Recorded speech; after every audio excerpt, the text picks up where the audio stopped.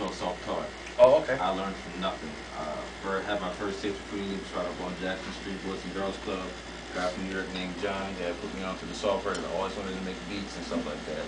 And that was a history. I took 3 years aside from '06 to '09 to perfect my sound, and what y'all probably didn't know, I made my first beat October 27th. I always, Wow. That's always was my first, and from '09 all the way up, I made myself public, and the rest is history. That's good. Yeah.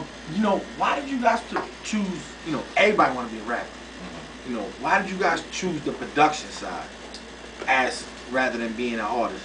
So I think for me, so just a caveat real quick, I've taken piano lessons since I was 7. I have to thank my parents for that. Throwing me lessons to be classically and trained and whatnot. To believe it or not, I don't like the limelight. I actually kind of a backstage guy. And, for me, the production allows that. Okay. To get the recognition from your peers without having the spotlight on you per se. And actually, I believe the producers and the songwriters are the real musicians. I'll be. Yeah, that's my thing. It's like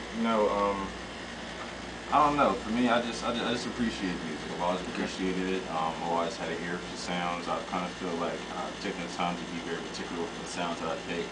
And I just like creating new music because I want to make music not just what's popular, not just go on the radio, but something someone else would like to listen to. Okay. Like, this is a song on my mind and I want you to hear what I'm thinking.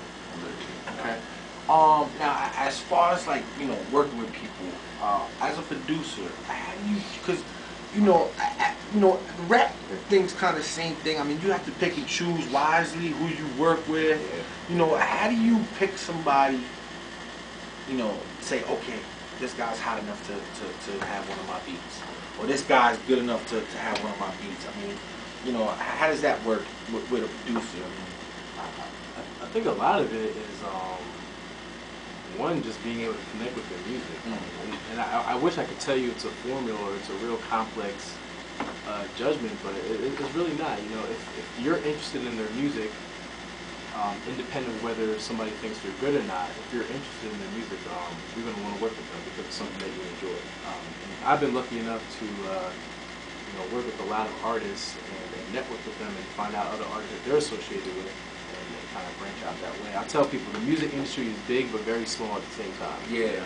Very small at the same time. Yeah, me, honestly, I'm very picky because one thing I can't stand is a clown rapper and think he's gonna get on some of my masterpieces I've taken time out of my day to create. And it's just like I'm very studious. Like, I'm probably like Donald Trump when it comes to anything people from my music. If you whack, you bars is cool, like I don't want nothing to do with you. Like, you just keep on going. You can go ahead and download the instrumentals off hiphop.com or whatever you let's say. Yeah, I can't do nothing for you. But you know what I mean? I like lyrical rappers, like artists who have, a agenda when they rap. Okay. Because you can rap about anything. Heck, I can rap and I can't rap. Yeah. But that just goes to show you how wide the window open in the music industry.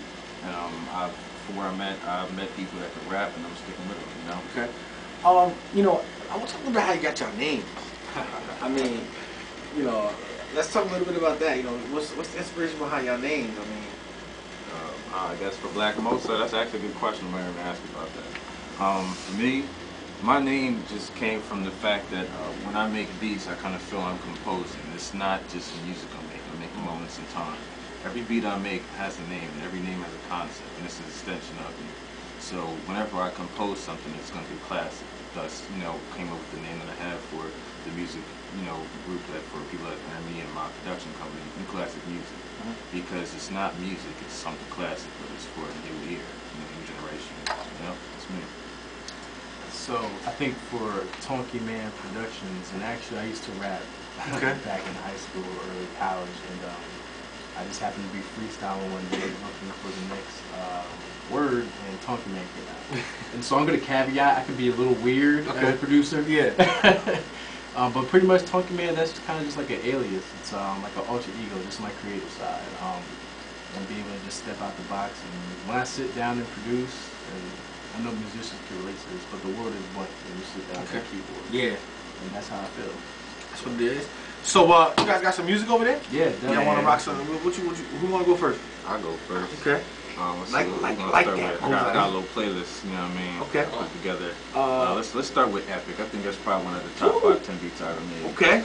So you know, It's on the CD. Epic. It's on the CD, Epic. EPIC. The one he gave me? No, did you give him the CD? Alright, so let's start with you first. Yeah. Because I want to flop You the can play camera. track number 6. Okay, let's talk, man. Talk. Track 6. What's the name of this joint? Song's called Win or Lose for an artist from Newark I produced for Motive. Okay, shouts to Motive, man. Let's go, man. 15 minutes of fame.